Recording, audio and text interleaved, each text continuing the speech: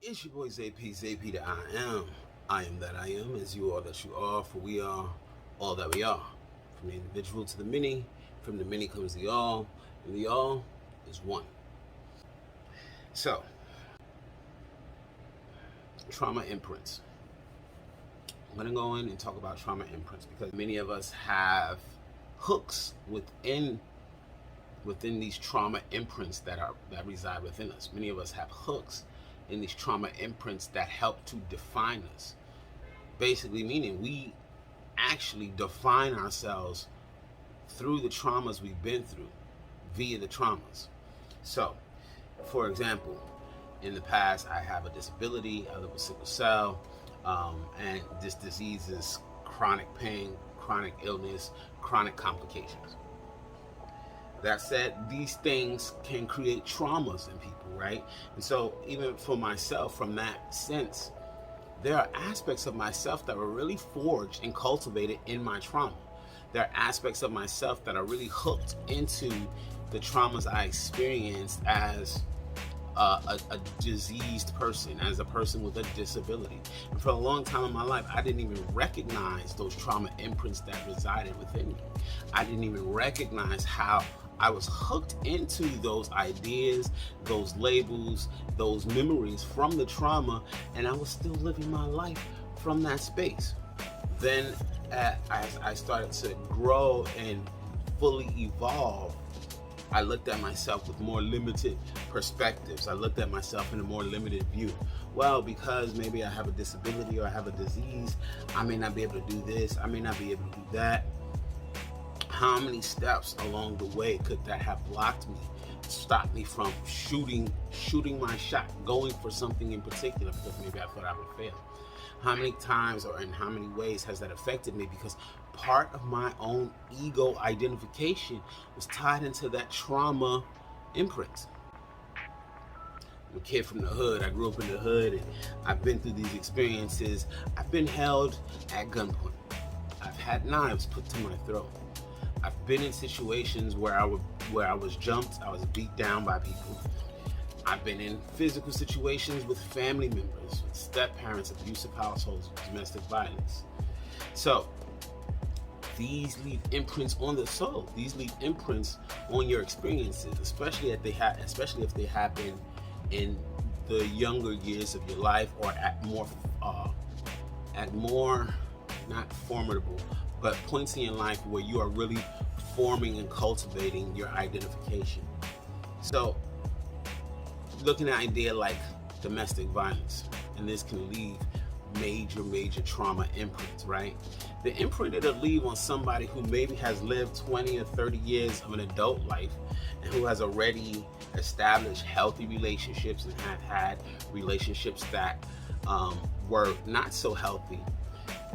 That person may have more wherewithal, more life experiences to not have been imprinted by maybe this one particular instance or this one particular relationship that has some abusive elements to it.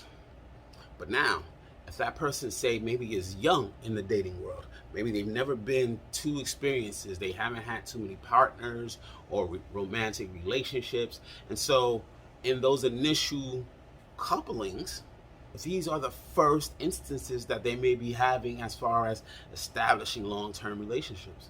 So if their first instances is filled with domestic violence and abuse, whether it's physical or emotional, things of that nature, it's going to leave a bigger imprint on that person, right? Especially the longer the person stays in that situation, whether they're justifying, whether they're spending time hoping things will get better and only seeing things continue, it's going to leave a bigger and bigger imprint. So what happens once these major imprints which affect us at these pivotal moments in our lives, well then once that starts to seep into who we think we are, and we're finding ourselves no longer living in present moments, right? You start to see when you are so hooked into your trauma imprint and you are really living from that space, you're no longer in the present moment. You're no longer looking at your newer relationships. You're no longer looking at newfound opportunities with clear eyes. You now have a veil, you now have a filter of memories, of perceptions, of these past experiences that's informing you, that's telling you how you need to be in response to these new situations. And so we see this a lot of times with romantic relationships where somebody may have been hurt, may have gotten cheated on, may have been abused, different things like that in a romantic relationship. In their first 1 or 2 relationships, however long it may have lasted, and then they move forward years down the line only to still be living in that same space when they come to their new relationships. So they may spend a lot of lip service saying, oh, I want this, I want that, I want a partner who is going to be equitable, a partner who is going to communicate, a partner who will not be abusive, they've formed all of these preferences based off of the traumas they've been through. And even though they feel like they might be working towards attracting these new situations that match or align with their new preferences, they're still living from that past space. So what happens when they get into the new relationship? They take out all the old judgments and all the old karmas and all of the old pains and hurts. They take that out on their new partner. They allow those past moments, they allow that trauma imprints to define how they're going to be in the present moment. So whereas you with a new partner, and instead of working with that partner on developing and cultivating trust and communication, you're still stuck in this distrustful place. You're still stuck in this place that says, I will not allow myself to be vulnerable, because in my last relationship, when I did that, I got hurt. In my last relationship, when I tried to compromise, the other person took advantage. In my previous situations, when I did this, then this happens. So now in the new situation, when you have a new opportunity to create something fresh and new, all you're doing is coming from that same space, coming from that same energy, and all you're doing is creating more of what was, as opposed to creating what you say you want.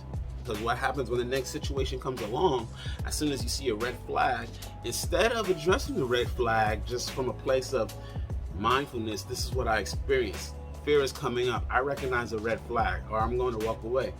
Rather, you might find yourself lashing out, or find yourself reacting in a volatile way, exploding on that person, or casting a judgment, making an assumption. Oh, this person didn't call me back, so they're obviously cheating because I was with this cheater for 10 years in my past. Meanwhile, that person, the new person you're with, may just be some sort of workaholic, may just be trying to push and strive to create their goals and dreams.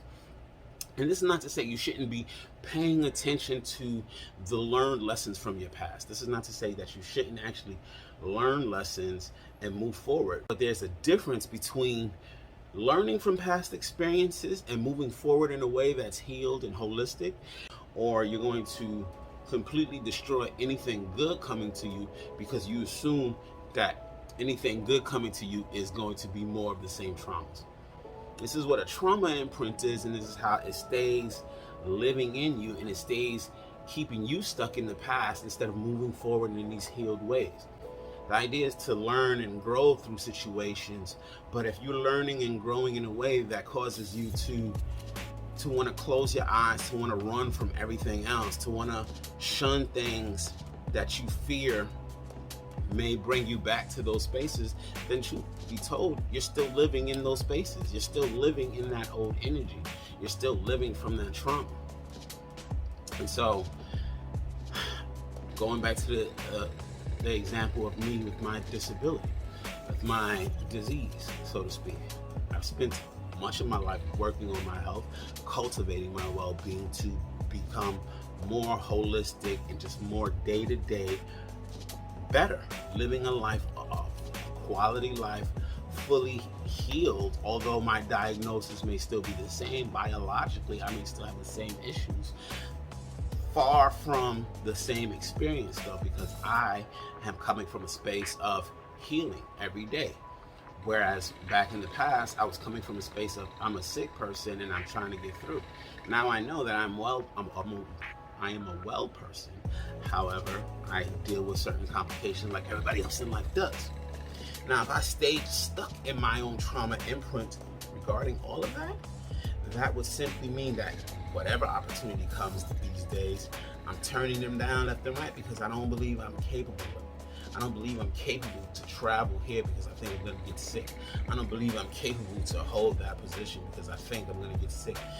But if that was the case, then that would be me still living in the past and re-traumatizing myself through the fears, through the manifestation of that same old energy, right? It is only when I start to recognize that I have that little traumatic imprint and I've created these little belief systems all around this traumatic imprint that I am able to pull myself out of it. This is where mindfulness and awareness of all things come in, because once you start recognizing that and you're able to pull yourself out of it, then you can move forward in your day-to-day moments and actually be present in the new, in the potential. And this is not to say not to be mindful and be stupid, ignore all red flags, pretend the lessons you learned in the past did not happen. I would be remiss for me to move forward in life not recognizing that I do still have this condition, and therefore I need to take certain precautions. I need to make sure I'm on top of my hydration. I need to make sure, my body temperature is kept at a certain rate so that I'm not causing more complication, things of that nature. This is learning from my experiences, but I'm not re-traumatizing myself because it's not stopping me from new experiences. It's not stopping me from having new experiences, from opening up, from reaching and expanding and doing more and really pushing myself to see what I'm capable of.